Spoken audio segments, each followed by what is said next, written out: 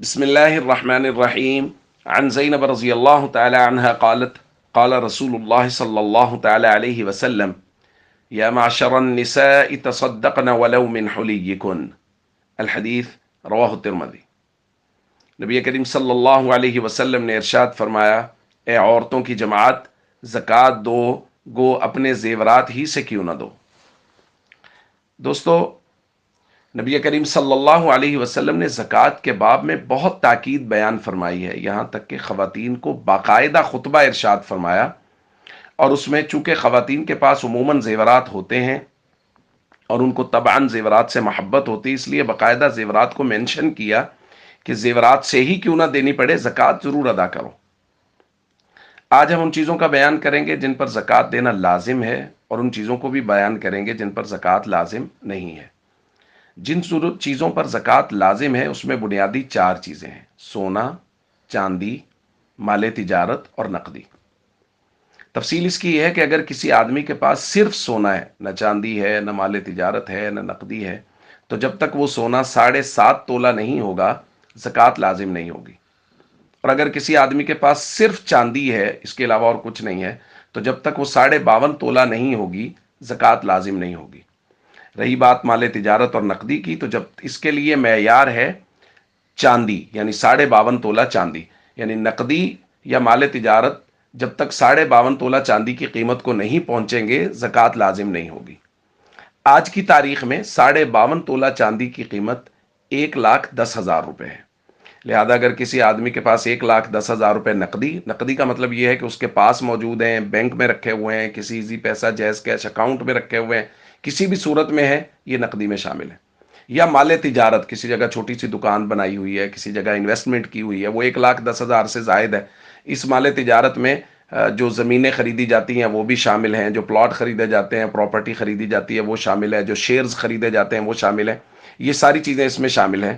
تو یہ اگر 52.5 تولہ چاندی، یعنی آج کی تاریخ میں 1,10,000 سے زائد اس کی مالیت ہے مال تجارت کی، تو زکوٰۃ دینا لازم ہے۔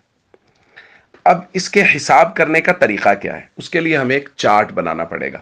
مثال کے طور پہ ہمارے پاس سونا ہے 1,00,000 روپے کا، چاندی ہے 1,00,000 روپے کی، مال تجارت ہے 1,00,000 روپے کا، ہمارے پاس نقدی ہے 1,00,000 روپے، یہ میں مثال دے رہا ہوں۔ تو ہمارے پاس 4,00,000 روپے جمع ہو گیا۔ اب اس میں ہم 5ویں چیز ایڈ کریں گے کہ ہم نے جو لوگوں سے پیسے لینے ہیں وہ کتنے ہیں۔ مثال کے طور پہ وہ بھی 1,00,000 روپے ہے، تو یہ ہمارے پاس کل ہو گیا 5,00,000 روپے جو ہمارے پاس موجود ہے۔ اب اس کا زکوٰۃ کا حساب بنانے سے پہلے ہم یہ کریں گے کہ جو پیسے ہم نے لوگوں کے دینے ہیں وہ اس سے نکال دیں گے۔ تو مثال کے طور پہ ہم نے لوگوں کا 2,00,000 روپے دینا ہے، تو 2,00,000 روپے اس 5 سے نکال دیں گے، پیچھے رہ گیا 3,00,000 روپے، تو 3,00,000 روپے کی زکوٰۃ ادا کریں گے۔ تو یہ ہے طریقہ زکوٰۃ کا حساب کرنے کا۔ تو میں اس حوالے سے یہ بات ضرور درخواست کر دوں کہ زکوٰۃ کے مسائل بہت پیچیدہ مسائل ہوتے ہیں، اس لیے ہم تو صرف اشارات کر سکتے ہیں۔ اصل میں آپ کو اپنے علاقے کے علماء سے رجوع کرنا چاہیے، ان کے سامنے اپنا حساب بیان کرنا چاہیے، وہ اس کا حساب کر کے آپ کو زکوٰۃ کا نصاب بنا کے بتا دیں گے کہ آپ کی اتنی زکوٰۃ بن رہی ہے۔ ہم صرف اشارات کر سکتے ہیں۔ اور وہ چیزیں جن پر زکوٰۃ لازم نہیں ہے، اس میں سمجھ لیجئے کہ وہ چیزیں جو استعمال کی ہیں، مطلب آپ کا گھر ہے، آپ کی گاڑی ہے، آپ کا موبائل ہے، گھر میں اور چیزیں جو استعمال کی ہیں ان میں زکوٰۃ نہیں ہے۔ اسی طرح آپ کا ذاتی گھر ہے، وہ اس پر زکوٰۃ نہیں ہے۔ وہ 1 2 3 4 جتنے بھی گھر ہوں، اگر آپ نے وہ کرائے پر بھی دیے ہوئے ہیں پھر بھی ان پر زکوٰۃ نہیں ہے۔ اسی طرح جو آپ کے آلات ہیں، مشینری ہے، کسی آدمی نے فیکٹری لگائی، اس میں جو مشینری پڑی ہے، بھلے وہ 10 کروڑ کی ہے، اس مشینری پر زکوٰۃ نہیں، اس مشینری سے جو آمدن آ رہی ہے اس پر زکوٰۃ ہوگی۔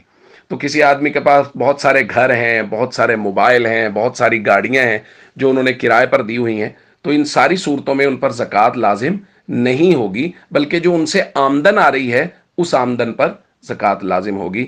میں پھر درخواست کر رہا ہوں اپنے علاقے کے علماء سے رجوع کر کے ان سے زکوٰۃ کا نصاب بنایا جائے، علماء سے پوچھ کے، مسائل پوچھ کے زکوٰۃ ادا کی جائے، اور زکوٰۃ ضرور ادا کی جائے تاکہ ہمارا مال اس میں اللہ کا اور غرباء کا، فقراء کا حق نہ رہے۔ السلام علیکم ورحمۃ اللہ وبرکاتہ۔